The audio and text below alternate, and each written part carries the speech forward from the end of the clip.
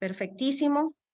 Eh, en este espacio, en esta sala, vamos a escuchar 5 interesantes exposiciones. Agradecemos a las personas expositoras estar preparadas. La logística, bueno, cada exposición va a contar con 10 minutos y posteriormente vamos a abrir un espacio de un par de minutos para hacer preguntas y comentarios. Yo les voy a indicar a las personas expositoras cuando quizás lleguen al minuto 9 para que vayan preparando su cierre. Y una vez concluida la exposición, voy a dar lectura a las preguntas que les pido a las personas que nos acompañan, las escriban en el chat. Entonces, sin mayor preámbulo, vamos a iniciar con esta interesante y enriquecedora jornada.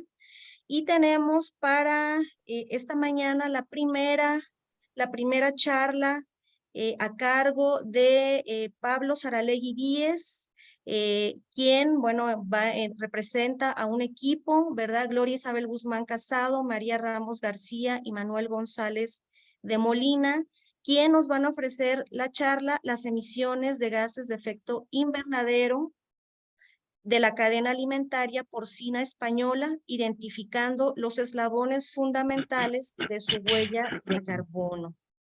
Entonces, le pido por favor a Pablo Saralegui, Sí, si aquí procede. estoy, pero necesitaría que me dierais permiso, por favor, para compartir. Claro, voy a proceder a darle el carácter de coanfitrión, Pablo. Entonces, para que nos comparta su presentación. Y Ahora sí, adelante, muchas gracias y bienvenido. perfecto. Bueno, pues primero de todo, muchas gracias por estar aquí esta mañana. Voy a presentar un trabajo conjunto que estamos haciendo dentro de Alimenta, de un think tank que se ha formado aquí en España, conformado por muchos otros miembros, pero pues todas las autoridades de esta comunicación son parte de Alimenta. Una de la comunicación que traigo aquí tiene que ver con la reconstrucción a nivel provincial de la cadena del cerdo y todos sus procesos intermedios que tienen que ver con el consumo de alimentos en España y cuya innovación, o bajo nuestro punto de vista, cuya innovación desde el punto de vista metodológico, he intentado resumir aquí, pero bueno, puede verse mejor en lo que es el esquema de la cadena, ¿no? Básicamente lo que hemos hecho es localizar estadísticas de consumo nacional, de producción nacional industrial, estadísticas ganaderas, agrícolas, de comercio internacional, de importaciones y exportaciones, y lo hemos desagregado a a nivel provincial para entender unos flujos que hasta ahora no habían sido identificados, que eran sobre todo los flujos de recirculación. Quiere decir, unos flujos que conectan no solamente a unos territorios internacionales con el país, con España, sino que además dentro de España, entre las provincias, ocurren una serie de circuitos que son desde el punto de vista ecológico bastante ilógicos, ¿no? Son bastante insostenibles, como veremos a continuación, pero que además dan cuenta de cómo están pasando cosas, y yo no sé si es porque es así de que aparece gente o, bueno, perdonad. La cuestión es que esta cadena del cerdo pues nos ha permitido identificar y cuantificar cuáles son las emisiones de gases de efecto invernadero asociadas a toda la cadena, desde la producción de insumos hasta el consumo final, ¿vale? Considerando no solamente el consumo en fresco, sino además el consumo en procesado. Un elemento fundamental que hemos localizado es además el uso de lo que son residuos del procesamiento de la carne en el consumo de piensos hacia otras cabañas ganaderas, que no son el cerdo, lo que muestra la gran cantidad de productos no consumidos por el ser humano derivados de esta cadena en la cual España se especializa, ¿vale? En cuanto a los resultados, por un lado vemos la tremenda dependencia de importaciones internacionales, algo que por otro lado más o menos se conocía, sobre todo en términos de volumen, de torta de soja, de maíz, de trigo, con procedencias internacionales, las cuales hemos localizado cuáles son estos países de origen principalmente. Tenemos pues, sobre todo Latinoamérica, pero también gran parte del maíz procede de Europa del Este. Además, también hemos hecho lo mismo con unos componentes que, si bien en cantidades no son protagonistas, como son los aminoácidos y las vitaminas, no deja de ser relevante por el consumo energético que tienen, las emisiones relativas asociadas al volumen utilizado en los piensos, como son las vitaminas, ¿no? Y los aminoácidos.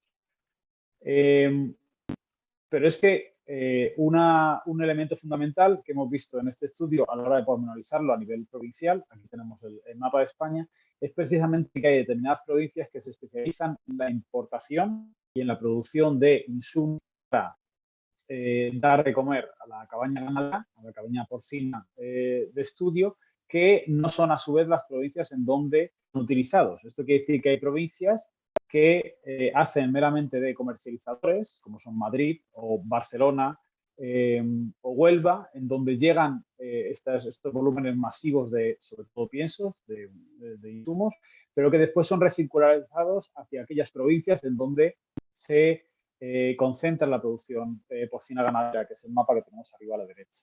Además, hemos conseguido precisamente esto, ¿no? Que parte de esos insumos proceden de la provincia, qué parte proceden de otras provincias españolas y qué parte proceden de las importaciones de otras provincias, ¿no? En términos de gases de efecto invernadero, lo que hemos localizado, bueno, hemos cuantificado cuál es el volumen total asociado a la cabaña ganadera, en donde además hemos podido pormenorizar aquellas contribuciones que proceden del transporte a nivel intranacional, el transporte internacional, la producción en terceros países, la producción en territorio nacional, tanto de los piensos como, cuando veremos más adelante, de los canales, ¿vale? Que es lo que reflejamos aquí. Obviamente, es de destacar la torta de soja, ¿no? Que tiene una gran parte de las emisiones de gases de efecto invernadero con producciones en origen, que luego son importadas en España, pero bueno, también no deja de ser relevante las emisiones asociadas al maíz, al trigo o a la cebada que se realizan en territorio nacional.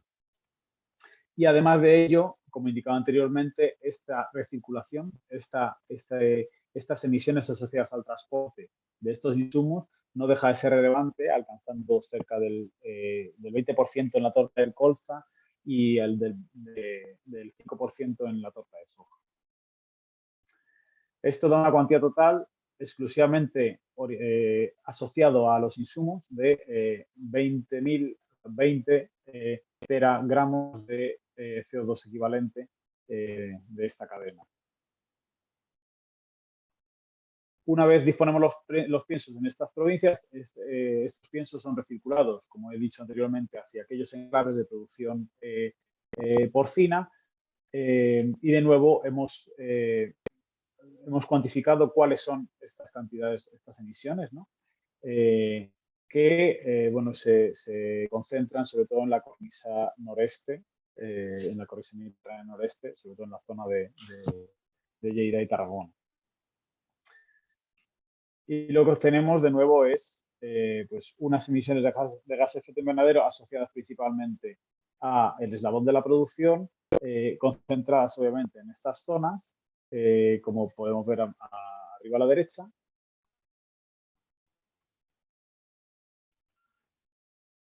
Asociadas específicamente a la producción de canales.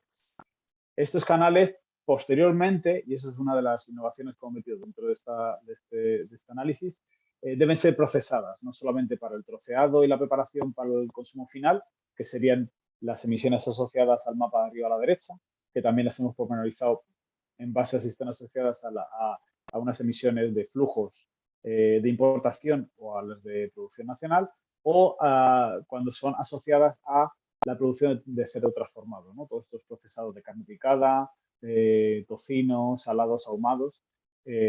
Entonces, claro, estos canales que ya de por sí tienen una huella de carbono muy alta, hay que añadir una huella adicional que tiene que ver con este procesamiento, ¿no? A nivel provincial. Entonces, lo que obtenemos finalmente, y estos son los datos que hemos obtenido, son unas emisiones de gases de efecto invernadero de 6,21 kilogramos de CO2 equivalente por cada kilogramo de canal disponible, en donde casi el 54% de las emisiones vienen asociadas a territorios en el extranjero. Es una huella de carbono asociada a los insumos, pero que incrementa mucho más allá de las emisiones en el territorio nacional, que son el 46%. Pero además de ello, como hemos dicho anteriormente, como es necesario tener en consideración la parte del procesamiento, la pérdida de la deshidratación en parte de las piezas procesadas y la puesta en consumo final, esta cantidad, estas emisiones ascienden hasta casi duplicarse, alcanzando un nivel de 12,14 kilos de CO2 equivalente por cada kilo de producto asociado a la cadena de porcino disponible para el consumo de media en el territorio nacional, ¿no? Una cantidad que es superior a las que se establecen hoy en día y que ya de por sí es un sector problemático por la cantidad de emisiones de gases de efecto invernadero asociadas, por lo cual, bueno, este análisis no deja de incidir en la problemática asociada al consumo de porcino en España, ¿no? Y esto es todo. Perdón si espero haberme ceñido al tiempo que me exige. Excelente, Pablo. Así, casi cronometrado, con cronómetro. Muchísimas Especialmente gracias. rápido, no sé, pero bueno. Muchas gracias por su excelente exposición. Y bueno, les invito a las personas que nos están atendiendo en esta sala, si tienen preguntas, comentarios para Pablo, nos lo pueden indicar por el chat, o si alguien quiere hacerlo directamente, por favor ahí no lo indica y levanta la manita para habilitarle el micrófono. Bueno, aquí lo que tenemos es un saludo de Marco Eli Franco. Muchas gracias, Marco, que nos acompaña desde la Universidad Nacional de Colombia. Qué bien. Por acá tenemos una pregunta de Camila. ¿Cómo reducir estas emisiones? ¿Algunas soluciones? ¿Respondemos ahora o al final de las comunicaciones? Creo que puede de una vez Sí. Vale, contestar. perdón. Sí, dele, sí. Bueno, hombre, visto lo visto, bueno, hay varias estrategias. De hecho, creo que María Ramos está por aquí, es una de las compañeras que mejor conoce las cabañas ganaderas en España. O sea, una de las estrategias, obviamente, es hacer una transición a nivel, por lo menos, español, que tenga que ver con los manejos en extensivo, la reducción de uso de insumos, sobre todo de países, de terceros países y la reducción de todos estos transportes, ¿no? Tenemos un 54% de emisiones asociadas a productos que proceden del extranjero y que son principalmente torta y cereales, ¿no? Entonces, la reducción de la intensividad de la ganadería hacia manejos extensivos y agroecológicos, obviamente va a reducir en gran medida estas emisiones, ¿no? Eso para empezar. O sea, en este caso, uno de los resultados básicos es que, si bien sabemos que la parte de la producción, tanto en términos de gases de efecto invernadero directos, es decir, de las emisiones por la cría, ¿no? El metano de la ganadería, como las indirectas por los insumos, son las grandes protagonistas, ¿no? O sea, este análisis simplemente ha venido a añadir unos factores adicionales que tienen que ver con los transportes, pero que no deja de decir que, efectivamente, como es la producción la mayor responsable, la sustitución de estos insumos y los manejos de producción diversos, obviamente van a reducir en gran medida las emisiones de gases de efecto invernadero. Muchas gracias, Pablo. ¿Alguna otra pregunta que deseen formularle a Pablo o algún comentario?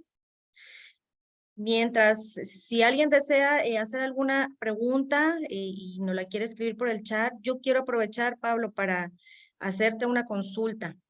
Un principio de la agroecología es precisamente reutilizar algunos algunos materiales que se pueden considerar desechos, ¿verdad? Esto creo que es especialmente aplicable para la producción porcina, ¿verdad? Que al ser un animal omnívoro, pues es capaz de comer infinidad de productos que se pueden considerar desechos, ¿verdad? De otros procesos.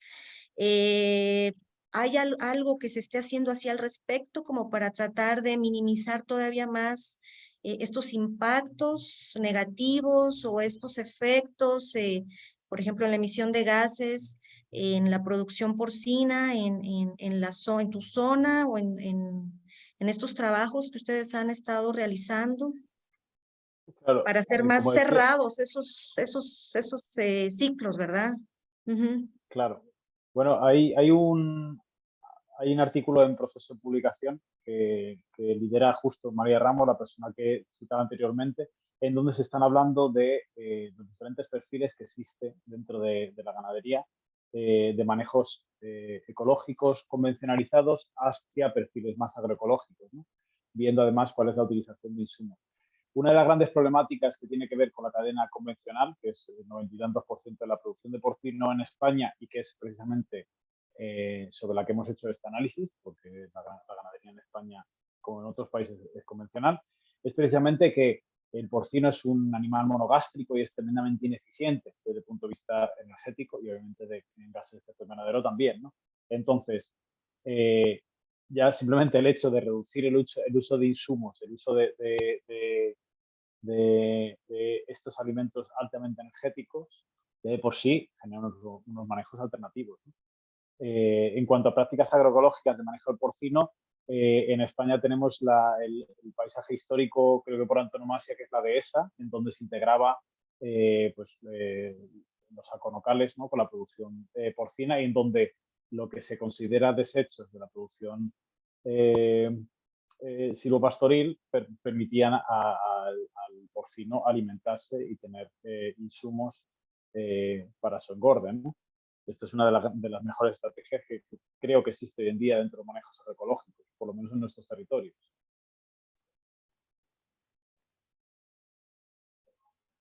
Muchas gracias, Pablo. Bueno, si no hay más preguntas, yo quisiera hacerte una última, ¿verdad? ¿Cómo se vive en España? Bueno, porque aquí tenemos nuestra realidad, ¿verdad? ¿Cómo se vive en España, por ejemplo, o en algún otro país de Europa que tú sepas, esta crisis de insumos que se está viviendo a nivel global a raíz pues de los conflictos bélicos? Acá, por ejemplo, los concentrados se han incrementado en mucho. ¿Cómo lo viven en un país como es España? ¿Cómo se ha sentido esto?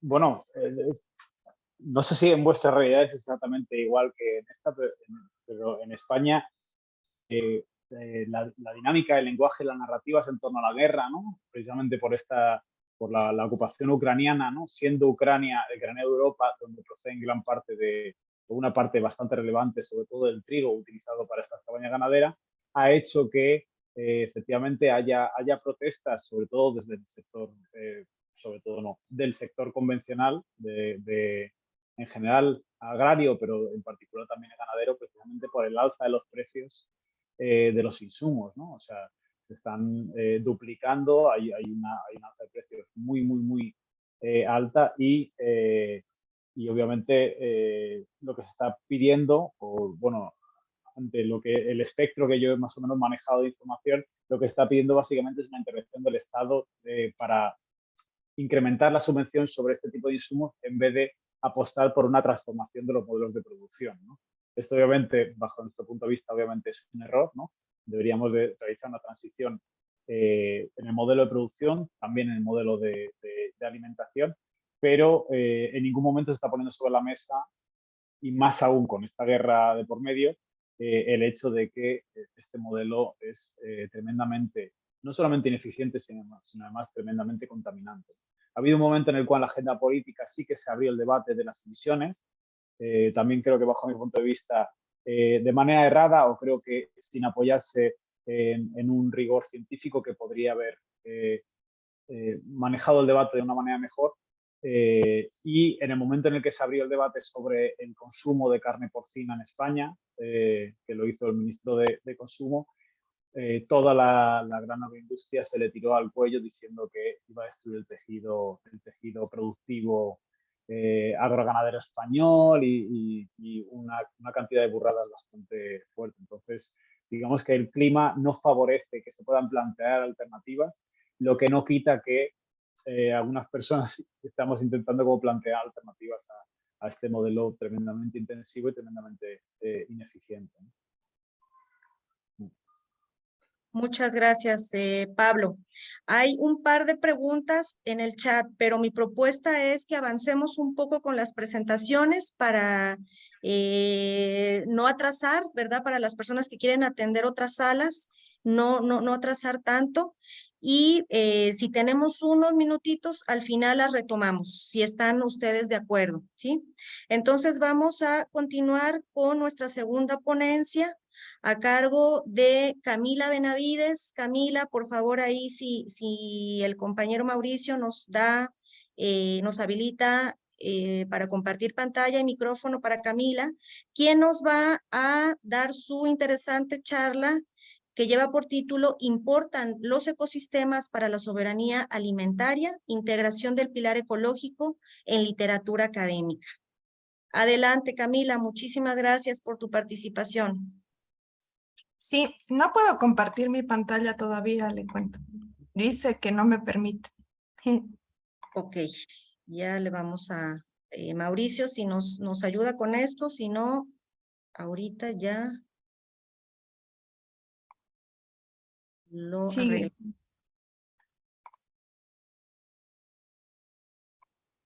Ahora sí. Perfecto, adelante, gracias.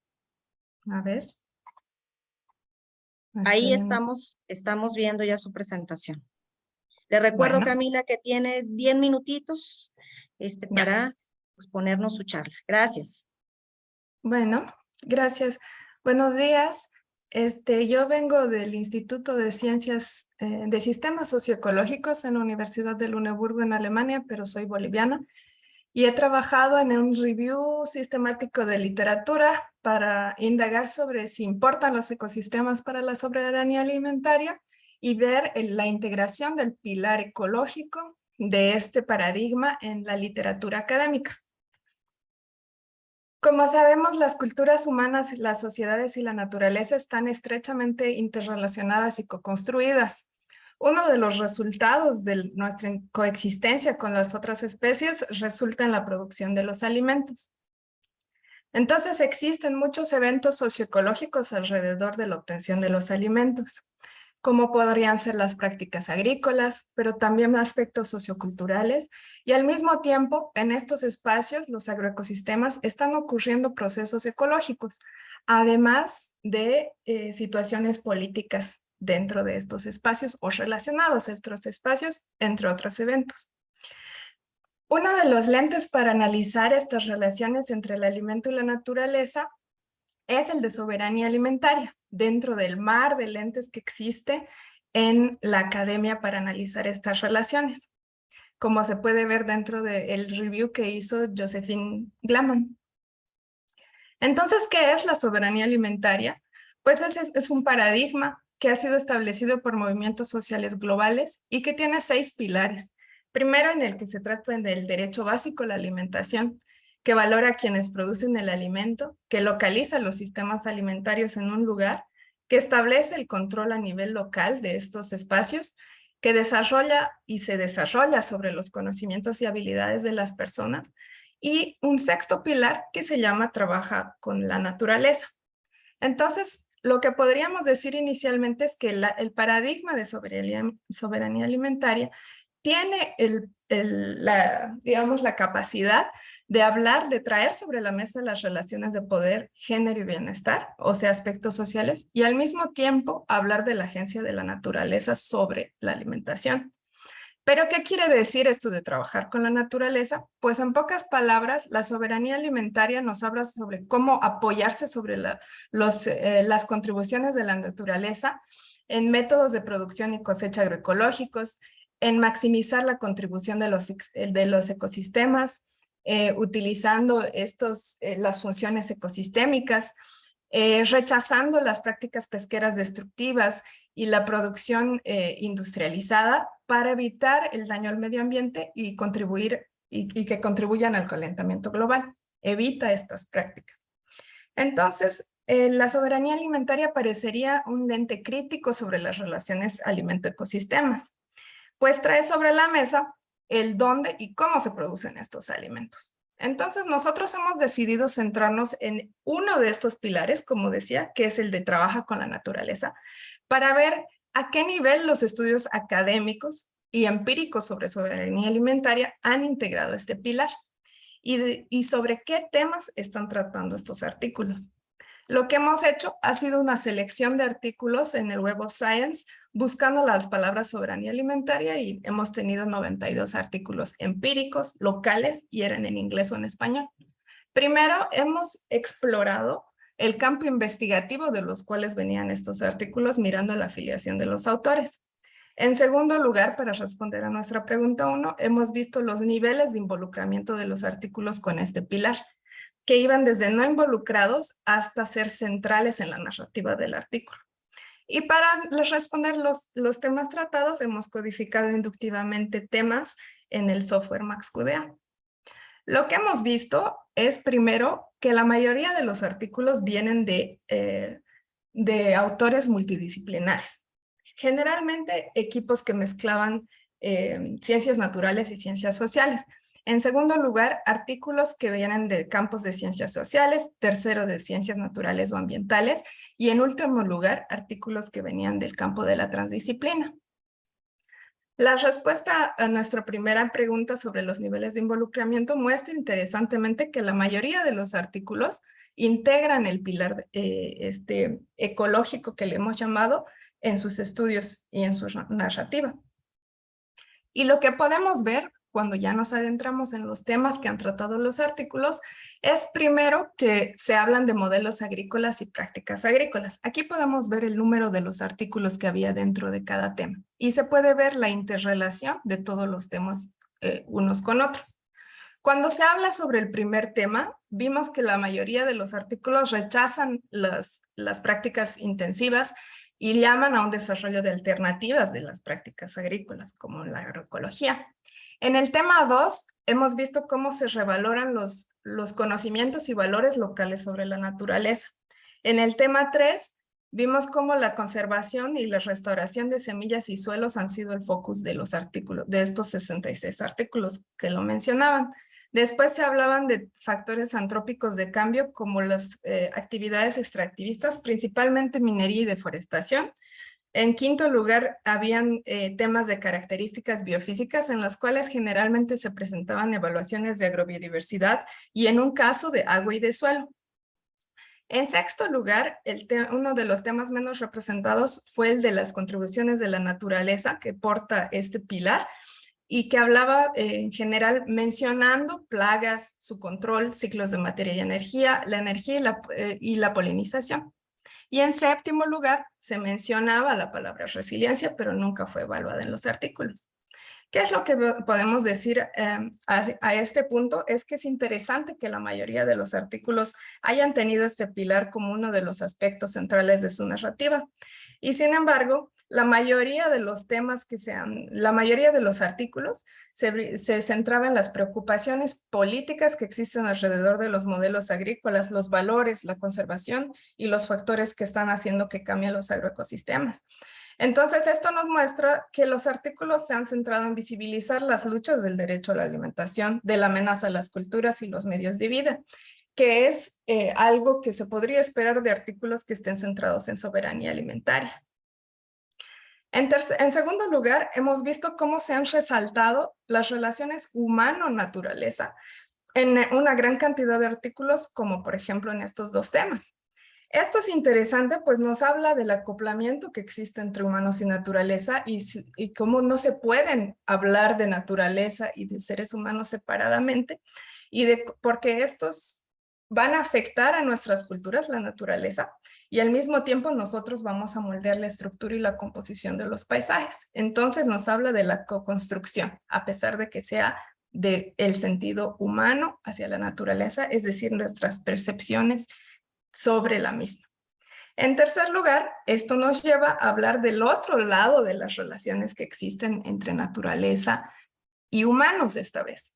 Entonces, lo que pudimos ver es que estas relaciones, como las características de la biodiversidad o las contribuciones de la naturaleza o la resiliencia, fueron las menos representadas. Es decir, que estas relaciones han sido las menos importantes en las narraciones de los artículos de soberanía alimentaria que hemos revisado. A pesar de que estas interacciones hagan también a los agroecosistemas. Claro, sin olvidarnos del contexto político y social en el cual están inmersas. Nosotros pensamos que existe una ventana de oportunidades para explorar este tipo de relaciones, es decir, aspectos como la polinización, la dispersión de semillas, el reciclaje de materia orgánica, que también van a estar influenciando la producción de alimento. Otra vez, sin olvidar las fuerzas políticas y sociales que están también colapsando dentro de los ecosistemas, o lo que Turner llama la política de la ecología, o como hace un rato Paulo Petersen ha dicho, la agroecología política tal vez, que es algo que yo no sabía. Entonces, algunos ejemplos sobre estos estudios que mezclan ecología con política pueden encontrarse en este tipo de estudios donde se estudia, por ejemplo, cómo el comportamiento del ecosistema del suelo cambia en un contexto de desigualdad social. O también cómo Turner demuestra cómo las poblaciones de ganado se ven afectadas no solo por factores bioclimáticos, sino también por los cambios en las relaciones de poder. Entonces, la soberanía alimentaria parecería un lente interesante para estudiar estas relaciones ecológicas políticas y ahí se puede apoyar en la agroecología. Nuestros resultados han reflejado el valor y el interés de desarrollar investigaciones que resalten las relaciones alimento-naturaleza y la agroecología puede ser un buen puente, pues ambas, la soberanía alimentaria y la agroecología, rechazan la cooptación de los agroecosistemas para servir a los mercados y modelos agrícolas convencionales. Entonces, su intersección es en el ámbito político y creemos que tal como se entretejen naturalmente los alimentos y los ecosistemas, también lo hacen la soberanía alimentaria y la agroecología. Y pensamos que sería interesante explorar un poco más uno de estos pilares tan fundamentales para la soberanía alimentaria como son los ecosistemas. Muchas gracias. Muchas gracias, Camila, por tu excelente presentación. ¿Hay alguna pregunta, comentario que las personas que asisten a esta sala quieran expresarle a Camila?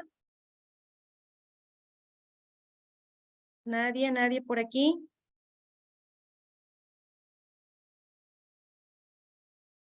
No tenemos preguntas para Camila. Gerardo, ¿tienes algún comentario? Bueno, tenemos una primera pregunta. Quizás si nos ayudas con algún comentario para Camila, Gerardo. Dice Pablo Saralegui, ¿cómo incorporar la agencia de la naturaleza en esta aproximación? Justamente creemos que estudios ecológicos que estén comprometidos también con aspectos más políticos podrían ser los diferentes temas que podrían explorarse en el futuro. O sea, básicamente estudios agroecológicos, pero políticos, para no quitarle ese aspecto tan fundamental, no a la soberanía alimentaria, sino la soberanía alimentaria sería seguridad alimentaria, ¿no? Si le quitamos ese aspecto político. Pero sí creemos que estudiar aspectos ecológicos de relaciones de la naturaleza con la alimentación serían una de los aspectos que se podría explorar en el futuro. Gracias, Camila. Gerardo, ¿algún comentario que usted quiera adicionar? ¿Sí? Gracias, Marta. Gracias. Bueno, muy rápido para no atrasar las presentaciones. Yo creo que la presentación de Camila está muy interesante porque deja ver cómo en los estudios o en el abordaje que se hace en la literatura falta un poco más comprender todas estas dinámicas de un punto de vista no tan antropocéntrico, ¿no? Creo que justamente la idea de la ecología nos invita a equilibrar ecología y ecosistemas o la función de los agroecosistemas en una dinámica más amplia que nos incluye, pero que nosotros no dominamos y no estamos como seres humanos, no estamos tampoco llamados a seguir siendo los dueños de la naturaleza, ¿no? Más bien entendernos como parte de ese conjunto bien complejo de flujos de energía y materia, etcétera, ¿no? Lo que muchas veces se llaman servicios ecosistémicos, que es un concepto que anda por ahí y que muchas veces queda invisibilizado justamente lo que pregunta Pablo, ¿no? El tema de esa agencia de la naturaleza, ¿no? Y de esa centralidad de las dinámicas ecosistémicas, ¿no? Entonces, muy bien, Camila, muchísimas gracias y una gran contribución. Gracias, Gerardo. Vamos a leer la última pregunta para Camila de Marco Eli. No, perdón. Sí, de Marco Eli. Dice, ¿cómo seguimos hablando de soberanía alimentaria y seguimos importando los alimentos? Yo no sé, Camila, si dentro de tu investigación has tratado, reflexionado sobre este tema, porque me parece que en países latinoamericanos esta viene siendo la regla, ¿verdad? Sí, bueno, no, la verdad es que no he indagado para nada al respecto, porque estaba más centrándome en cuál es la teoría de la soberanía alimentaria y como es una teoría que básicamente es socioecológica. Entonces, no me he puesto a investigar al respecto, pero sí creo que es un tema que habría que traerlo sobre la mesa y discutirlo más allá de esta presentación tan cortita. Gracias, Camila. Bueno, continuando con... No sé si pueda decir algo al Sí, respecto, muy corto. adelante. Gracias. Precisamente yo mañana, en la franja de la mañana, voy a hablar desde la soberanía alimentaria hacia la dignidad y autonomía alimentaria, que venimos trabajando aquí en el Cauca, en Colombia, con los resguardos indígenas de la región de Tierra Adentro. Porque no puede ser que aquí en Colombia importemos más del 90% del maíz y frijol que nos comemos y sigamos hablando de soberanía alimentaria. No somos soberanos alimentariamente hablando. Entonces, eso hay que ponerlo en la discusión. No podemos seguir haciéndole el juego al discurso de la FAO que nos hablan de seguridad alimentaria cuando hay hambre creciente en el mundo, y eso es inseguridad alimentaria. Y si no producimos los países que la comida que somos capaces de producir aquí en Colombia, porque faltan políticas agropecuarias que incentiven la producción de alimentos nuestros, aquí pudiésemos ser soberanos y no tendríamos que traer un solo kilo de maíz ni de frijol de afuera, y sin embargo estamos importando más de 8 millones de toneladas de esos granos aquí en Colombia al año. Eso no es soberanía alimentaria. No podemos seguir haciéndole el juego a la FAO, que coopta nuestro discurso de la agroecología y charlar de autonomía y dignidad alimentaria, que es diferente a seguridad y soberanía alimentaria. Los invito en el horario de 10 a 11 y media. Gracias. Gracias, Marco. Bueno, continuamos con el programa de hoy. Tenemos a Denise Napier entre nuestros asistentes, porque no la localizo a Denise, o quizás alguien que venga en representación de Denise por aquí. No tenemos a Denise Napier. No. Bueno, entonces continuamos con la siguiente charla, que lleva por título Resiliencia de la agricultura familiar en el asentamiento de Bonjaguá frente al cambio climático en Marcelandia, Brasil, a cargo de Wagner Gervasio. Me disculpo si no lo pronuncio adecuadamente, pero le pido a Wagner que nos prepare su presentación, y a Mauricio sí me hace favor de habilitarle lo necesario para que pueda darnos su charla. Muchas gracias, Wagner, bienvenido. Un gran Marta, placer. yo creo que Charlo. Mauricio no está, pero como nosotros estamos como host, ya está, Ok. yo habilité ahí para que Wagner pueda poner la Perfecto. presentación. Excelente, gracias Gerardo. Adelante, Wagner. Buenas tardes. Buenas, adelante. Buenas tardes. ¿Están Buenas tardes. mirando mi presentación? Sí, ahí la vemos. Sí. Sí, correcto. Peço desculpas a todos e a todas. Vou falar em português, porque o meu espanhol não é fluente, então eu prefiro falar em português. Tudo bem? Adelante, Wagner. Tudo bem. Aquí tenemos a Como- Gerardo, que por dicha Sí. habla perfectamente portugués por cualquier cosita. Ah, que Gracias. bueno. Gracias.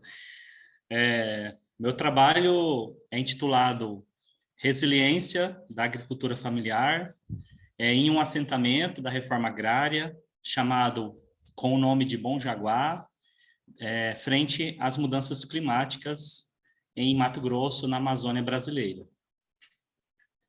Bom, acreditamos que os agricultores familiares, eles possuem capacidade de adaptar-se a essas mudanças que acontecem nas suas propriedades em seu entorno. E a forma que esses agricultores eles se adaptam ou não são de acordo com os avanços tecnológicos que acontecem no entorno agrícola. No Brasil, a agricultura familiar ela é responsável pela produção dos alimentos que nós brasileiros consumimos. Cerca de 70% de todo o alimento que chega na mesa dos brasileiros vem da agricultura familiar. Diante desse contexto, nós vimos a necessidade de trabalhar a resiliência para nós compreendermos quais são as dificuldades que esses agricultores familiares apresentam em um assentamento da reforma agrária no município de Marcelândia, na província, no estado de Mato Grosso, no Brasil. E também a capacidade que esses agricultores têm de produzir seus alimentos de forma agroecológica para contribuir com a preservação do meio ambiente em que vivem e aproveitando dessa forma os recursos para o desenvolvimento das suas propriedades e, consequentemente, contribuindo para uma melhor qualidade de vida. A nossa pergunta que pretendemos responder com este trabalho foi se as propriedades rurais do assentamento da reforma agrária são resilientes. Com isso, o objetivo do trabalho foi avaliar a resiliência das propriedades nessa localidade que eu já comentei. Aqui, como vocês podem ver, o mapa com a área de estudo: América Latina, o Mato Grosso, o Brasil, aliás, o Mato Grosso e aqui o município de Marcelândia e o assentamento Bom Jaguar, na Amazônia brasileira. Esse mapa apresenta o assentamento, que é um conjunto de propriedades, de sítios, de fincas, localizado nesse município. Então, para a investigação, nós dividimos ela em duas partes. A primeira, uma investigação bibliográfica, e a segunda, uma investigação de campo. Construímos indicadores, e esses indicadores de resiliência foram selecionados e construídos a partir da revisão preliminar da literatura e também dos questionários e das observações que nós realizamos no assentamento. Avaliamos 3 pontos importantes. O primeiro, as ameaças, que é a caracterização do evento climático, das mudanças do câmbio climático, a estimação do nível de vulnerabilidade desses agricultores e a capacidade de resposta através das práticas agrícolas sustentáveis que esses agricultores produzem ou não. Para essa proposta metodológica, nós utilizamos a metodologia de Salazar, com a equação risco igual a vulnerabilidade versus a ameaça. Então, primeiramente, caracterizamos os eventos climáticos através de observação e de entrevista com os agricultores familiares, estimamos a vulnerabilidade desses agricultores e estimamos a capacidade de resposta que esses agricultores têm frente a essas mudanças. Cada indicador, nós demos valores qualitativos, então, de acordo com a metodologia sistema de semáforo. Para a situação baixa vulnerabilidade ou alta resiliência, nós utilizamos a cor verde. E a ação, no caso, manter o nível de conservação dessas propriedades. No caso, em uma situação de vulnerabilidade média, nós demos a cor amarela. Ou seja, existe uma menor preocupação com relação às ações a serem desenvolvidas. E vermelho, rojo, alta vulnerabilidade, fazer muito para melhorar. E aí a gente observa a questão do risco. Analisamos os dados, dando um valor para cada um dos indicadores, nesse sistema de semáforo, que é um sistema qualitativo, mas nós também demos um valor quantitativo. Para a cor verde, nota 5, amarelo 3 e vermelho, nota número 1. Esse trabalho foi realizado com mais 2 acadêmicos, 2 estudantes do curso de agronomia da Universidade do Estado de Mato Grosso. As ameaças com relação à caracterização do evento climático, os agricultores nos relataram que a temperatura está mais quente, ocorre também fortes ventos e houve também uma redução dos níveis de chuva, especialmente no ano de 2021. Esta, de acordo com a percepção dos sujeitos, dos agricultores entrevistados. Também, a redução das precipitações prejudicaram a produção, segundo os agricultores. E o período seco, sem chuva, é mais severo, comparando a anos anteriores. E este afeta a produção também, principalmente de pasto, para quem trabalha com a pecuária, com os animais que produzem leite.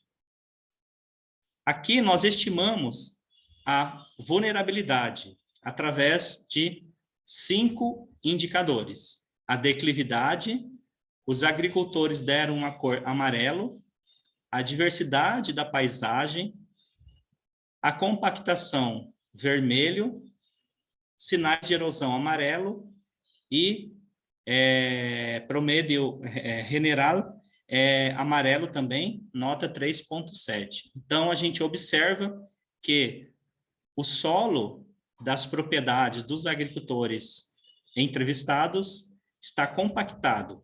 Por isso, há necessidade de uma ação para melhorar essa situação de compactação. Mas, na maior parte dos indicadores, está em amarelo. Ou seja, eles precisam tomar cuidado com relação a esses indicadores para que isso não se evolua para a cor vermelha ou para problemas futuros. E aí nós construímos um gráfico tipo radar com esses indicadores. Então, aqui, os indicadores de vulnerabilidade de 30 propriedades, de 30 localidades, de 30 agricultores, no assentamento no qual nós realizamos o trabalho. Então, nós observamos que a compactação é algo que está preocupando os agricultores. A diversidade de paisagem, ela está ficando cada vez menos diversificada devido ao avanço da soja no assentamento, enquanto que a declividade e sinais de erosão não estão tão ruins assim. E aqui também a capacidade que os agricultores têm em responder a essas problemáticas. Observamos que a maioria dos indicadores estão no nível amarelo, precisando de cuidado, de atenção. E aqui transformamos esses dados em um gráfico tipo radar, tipo ameba, e constatamos também que é necessário ficar atento para poder desenvolver uma agricultura mais resiliente no assentamento. E os riscos, o índice de risco das propriedades agrícolas, dos assentamentos, nós chegamos à média de 3,7 para vulnerabilidade, 3,2 para capacidade de resposta, tendo um índice de risco de 1,157. E aí nós transformamos esses dados no triângulo de risco que direciona, então, o assentamento segundo o seu nível de vulnerabilidade e capacidade de resposta. Bem, então foi possível nós compreendermos as dificuldades e os desafios dos agricultores nesse assentamento, os indicadores de vulnerabilidade e capacidade de resposta mostraram que a agricultura sofre com as mudanças climáticas e que os agricultores estão buscando práticas para controlar esses problemas, contribuindo dessa forma para a resiliência das propriedades. É isso, muchas gracias. Muchísimas gracias, Wagner, por su excelente presentación. Daría entonces paso a los compañeros que están participando con nosotros el día de hoy, por si hay algún comentario o alguna pregunta para Wagner. Y bueno, Wagner, yo quisiera comenzar, ¿verdad?, con una preguntita. Sí. Una vez que me dice, por favor, si soy clara, ¿verdad? Una vez que usted ya detectó esta problemática y bueno, es muy, me sorprende y no ver que un grueso de los indicadores tienen que ver con el suelo, con el cuidado del suelo. El suelo está en riesgo y eso afecta al sistema en su totalidad. ¿Se ha pensado, se ha propuesto algún plan para poder incrementar la resiliencia de estos sistemas con base en cuidado del suelo? Sim. Na região, existem instituições que trabalham nesses assentamentos e que têm buscado propostas para descompactar este solo através de diversas práticas culturais, como a rotação de cultura, o uso de leguminosas e outras práticas. Perfecto. Una Tenemos a pregunta. Gerardo. Le damos este pase a Gerardo, don Marco, y seguimos con usted. Por favor, Gerardo. Graças, Marta. Ô, Wagner, tudo bem? Obrigado pela apresentação. Só uma perguntinha, porque eu acho que ficaria bem na memória, né? Porque estou aqui tomando notas da tua apresentação. Como é que ficou, então, o índice de risco? Ficou alto, médio, baixo? Porque você falou de vários indicadores, vocês mediram eles, mas não ficou claro para mim. Você falou amarelo, vermelho, verde, mas no final das contas, como que é o índice de risco nesses territórios estudados?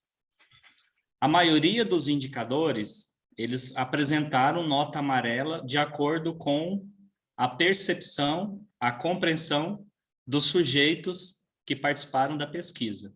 Então, o índice de risco, ele ficou mediano, na média, né?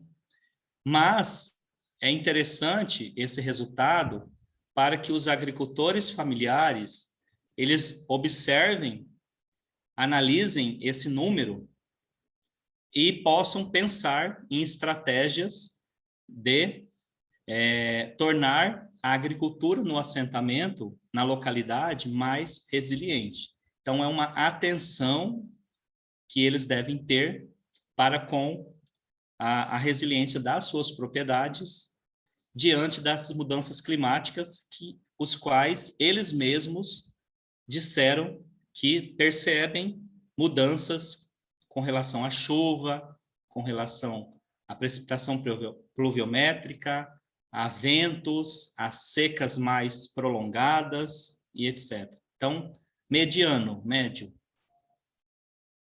Obrigado, Wagner. Muchas gracias.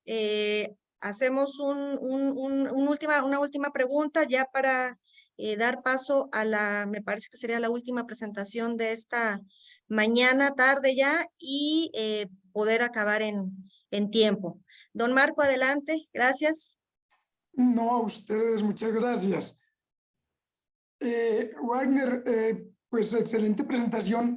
Llama la atención que en verde, en ese semáforo, no hubo ninguno de los variables evaluadas.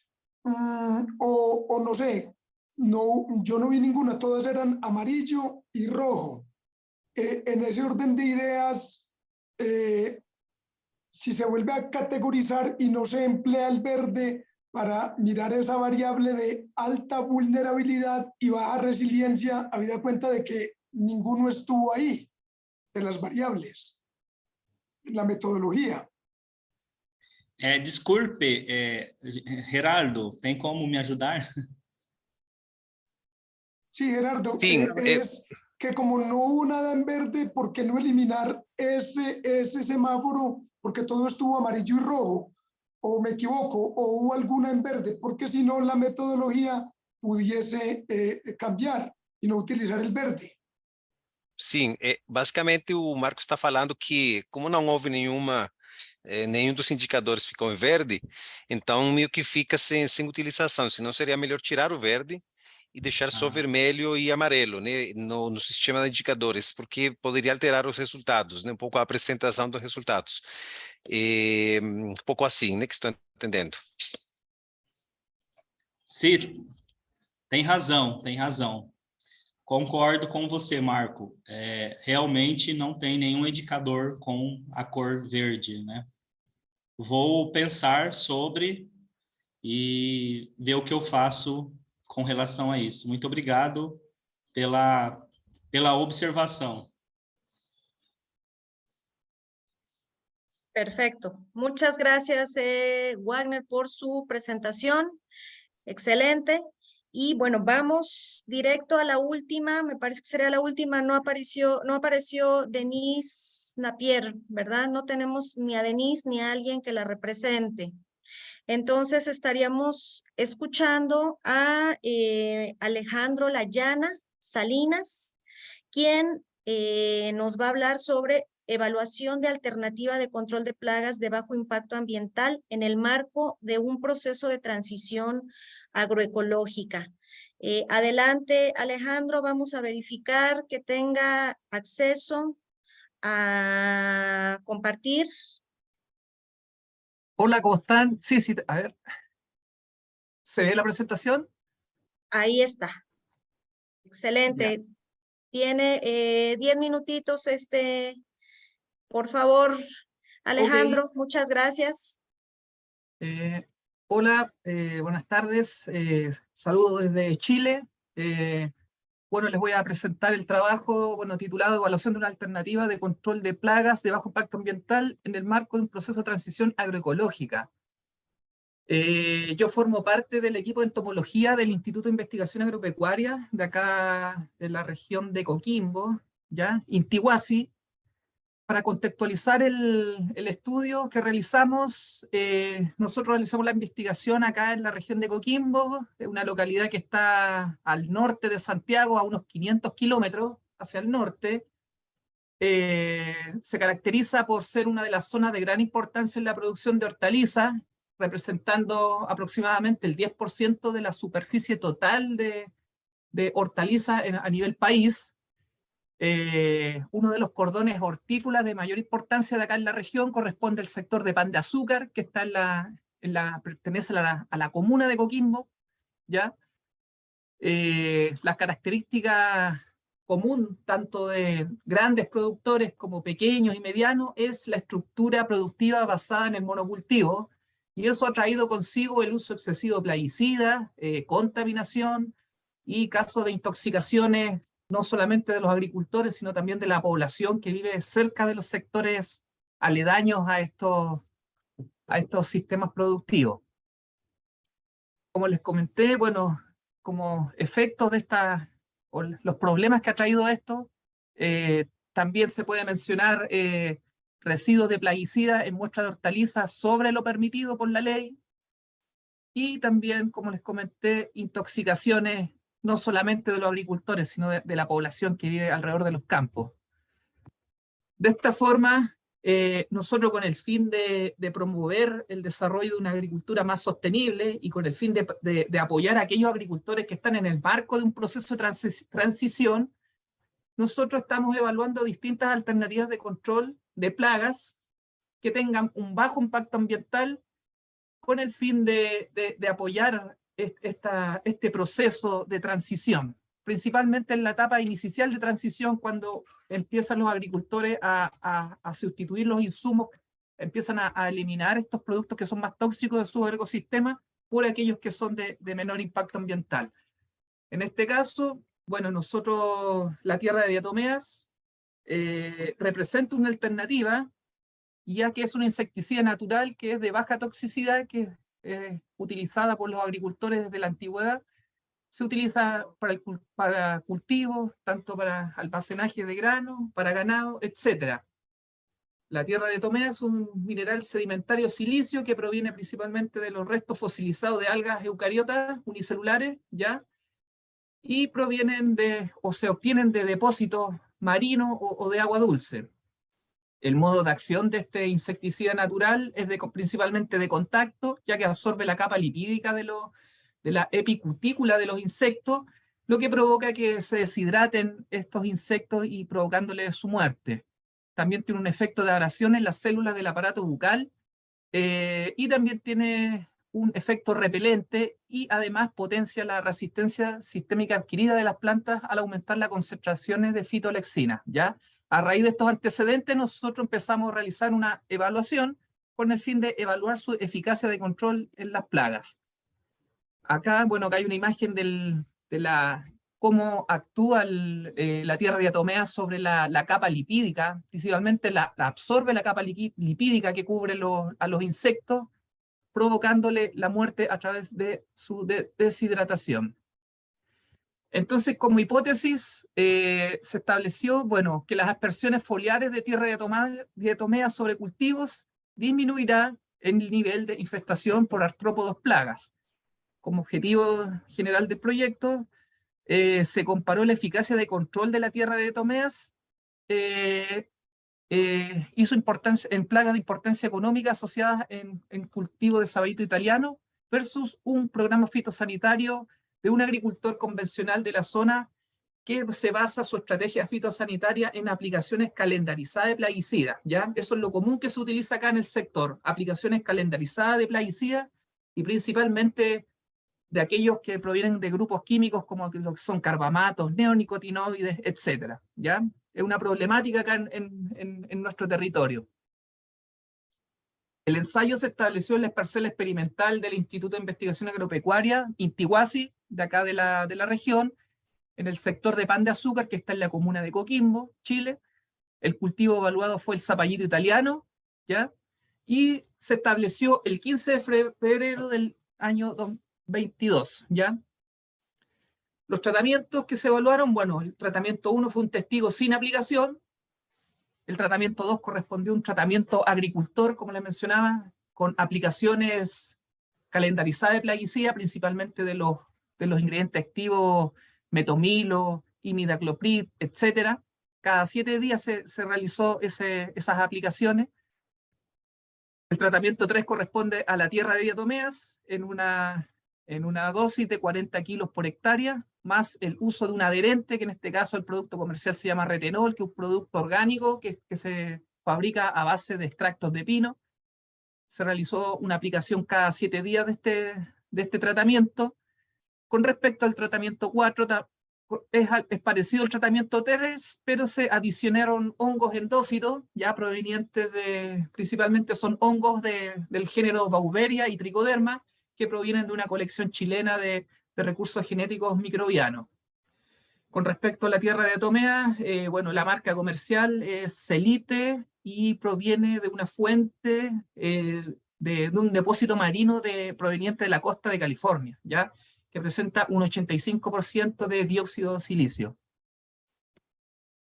Las plagas evaluadas corresponden a estas 3 que se observan en la pantalla, que son Trialeurodes vaporarorium, que el nombre común acá en Chile es la mosquita blanca de los invernaderos. Se evaluó tanto el número de adultos como de los estados más, los inmaduros como huevos y ninfa. También se evaluó Liriomyza huidobrensis, que es la mosquita minadora de las chacras, que también es una plaga de gran importancia acá para este cultivo en la región. Y por último se evaluó el porcentaje de plantas infestadas por pulgón, que es Apis gossypii, ¿ya? Nombre común acá es el pulgón del algodón. Y los datos se sometieron a un test de modelos lineales generales mixtos. Bueno, ahí están las imágenes de cuando se empezó a realizar el ensayo. Y acá están los resultados. Bueno, como resultado en general, la tierra de diatomeas disminuyó significativamente el número de adultos de mosquita blanca, ya en relación al testigo y en relación al tratamiento agricultor, que se basó en aplicaciones calendarizadas de plaguicidas. Significativamente disminuyó la población de adultos durante todo el periodo de evaluación. Arriba encontramos las aplicaciones de los químicos que aplicó, que se manejan acá en la zona, ¿ya? Y eso. Con respecto a su... A ver, se me quedó pegado. Avanza. Ahí sí. Ahí sí, ya. Ahí, bueno, hay una imagen del efecto de la tierra de diatomeas con respecto a los adultos de mosquita blanca de los invernaderos. Ahí se aprecia claramente el efecto del tratamiento, ¿ya? Donde se observa una menor densidad poblacional de adultos. Con respecto a los estados juveniles, por ejemplo, ninfas, ocurrió lo mismo. Disminuyó significativamente el número promedio de ninfas de mosquita blanca en relación a los tratamientos testigos sin aplicación y en relación al tratamiento plaguicida de síntesis. Ahí hay una imagen del efecto de la tierra de diatomeas sobre las ninfas de mosquita blanca. Se puede observar que donde no cayó el producto, estas ninfas se establecieron. De ahí radica la importancia de realizar una buena cobertura de aplicación con el fin de prevenir la infestación por esta plaga. Similar caso ocurrió con huevos de mosquita blanca. Ocurrió lo mismo, disminuyó significativamente el número de huevos por hoja, ¿ya? Al realizar las evaluaciones, al compararlo con un testigo y con el tratamiento plaguicida de síntesis. Ahí hay una imagen, se observa que el efecto de la tierra de diatomeas sobre huevos, principalmente no hay huevos, y también se observan unos cuerpos de ninfas ya de esta plaga que están desintegrados. Con respecto a la otra plaga, que es el minador, ya, que es Liriomyza huidobrensis, también se observó un mismo efecto. Disminuyó principalmente el daño en el cultivo, disminuyó el porcentaje de hojas dañadas por esta plaga significativamente, ¿ya?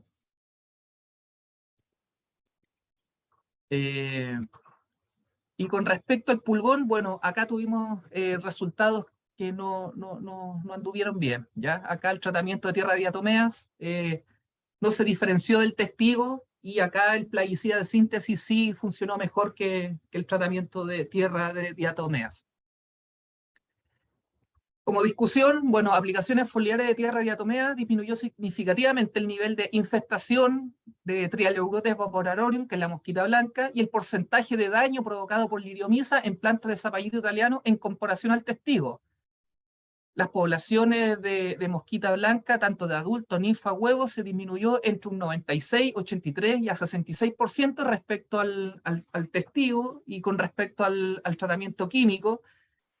Y con respecto al daño generado por Liriomyza huidobrensis, también disminuyó en un 95% en relación al testigo, ¿ya? Y en relación a la aplicación de insecticidas. Y esto se debe al modo de acción del producto, ya que actúa sobre la capa lipídica de la cutícula de los insectos, provocando la deshidratación y la muerte de estos. La menor postura de los huevos en hojas se debe a una menor preferencia de la plaga en aquellas hojas que están tratadas con tierra de diatomeas. Y la baja efectividad de los insecticidas que encontramos acá se debe principalmente que hay una utilización de un programa fitosanitario inadecuado. Acá los agricultores aplican de forma excesiva plaguicidas, no rotan los modos de acciones, entonces están generando unas super plagas acá en este territorio, por lo que las aplicaciones de plaguicidas ya no están surgiendo efecto.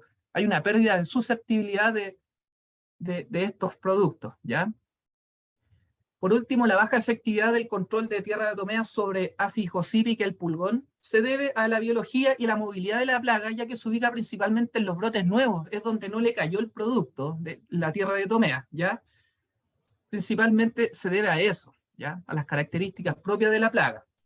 En conclusión, la tierra diatomea en zapallito italiano demostró una mayor efectividad de control sobre Trialeurodes vaporarium y Liriomyza, que es la mosquita minadora de las chacras, en relación con las aplicaciones calendarizadas de insecticidas químicos utilizadas por los agricultores convencionales.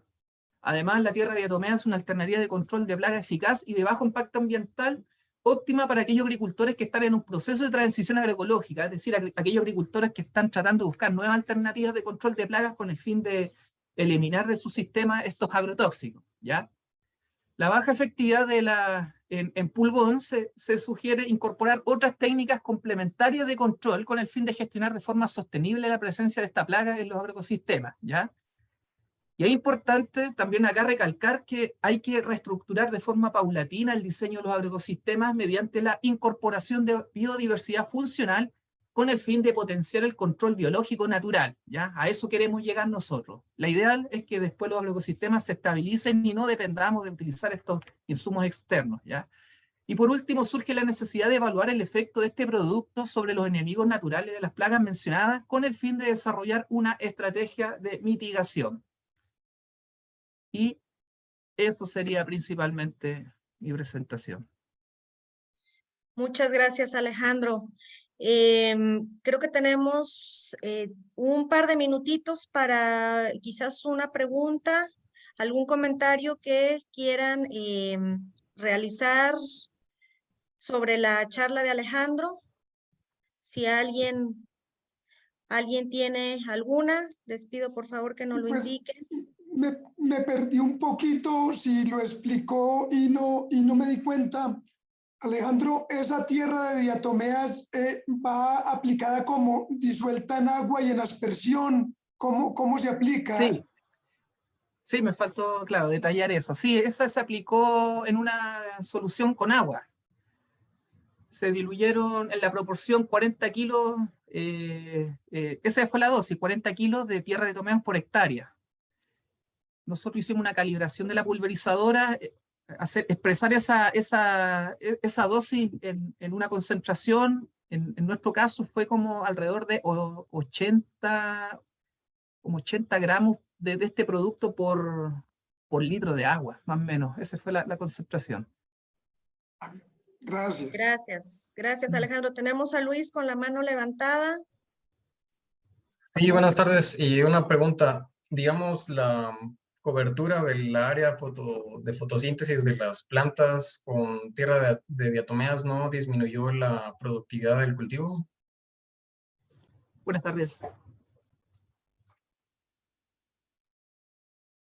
No sé si me escucharon. Sí, tiene su micrófono inactivado, Alejandro. Sí, no escuché porque no escuché la pregunta. ¿Me la puede repetir? Que tuve un problema de Ok, hoy internet. sí me escuchan.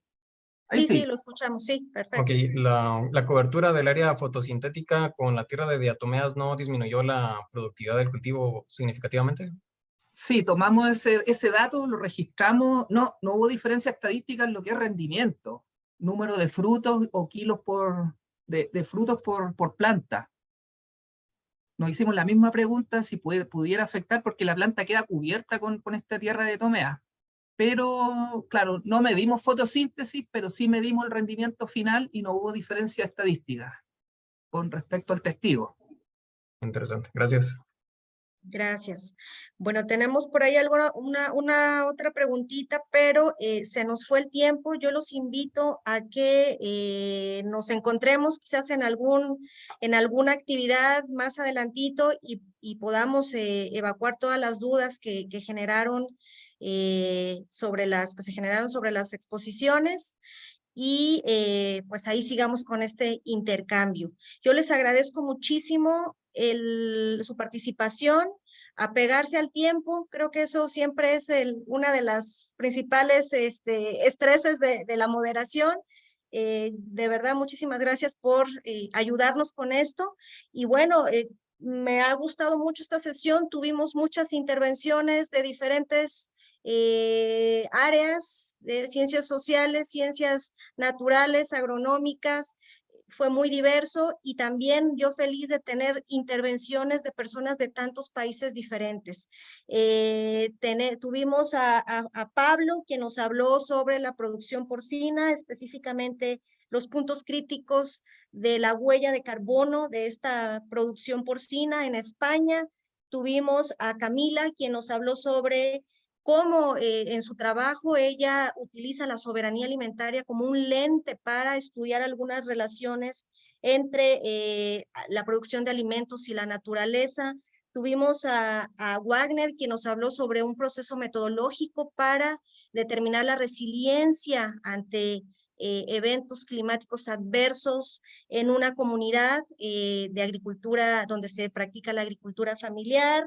Y finalmente, pues Alejandro nos habló sobre este interesante experimento que incorpora elementos alternativos para hacer frente a una producción disminuyendo y ojalá eliminando, ¿verdad? El uso de insecticidas sintéticos que son tan contaminantes. Gerardo, yo no sé si usted quiere hacer un último comentario ya para finalizar. Marta, solo agradecer a las personas que presentaron, fueron muy ricas las presentaciones. Yo he tratado de tomar notas lo más fielmente posible a las ideas principales. Eso será enviado para componer la memoria del Congreso, así que espero haber sido fiel a lo que ustedes presentaron, ¿no? Muchas gracias. Y muchas gracias a Gerardo, quien nos acompaña en esta importante labor de sistematización, y a Mauricio en la parte técnica, y los invitamos a continuar con la actividad. Vamos a tener la presentación que ya está en proceso de empezar o quizás ya comenzó, el libro Multitudes Agroecológicas de Omar Felipe Giraldo. Y bueno, agradecemos las excelentes exposiciones y los invitamos a seguir disfrutando al máximo de este congreso que desde el comité organizador se ha preparado con gran esmero y cariño. Muchas gracias y nos vemos por aquí en algún otro momento. Hasta luego. Gracias. Buen día. Gracias. Chao, hasta luego. Não, hasta luego. Hasta luego.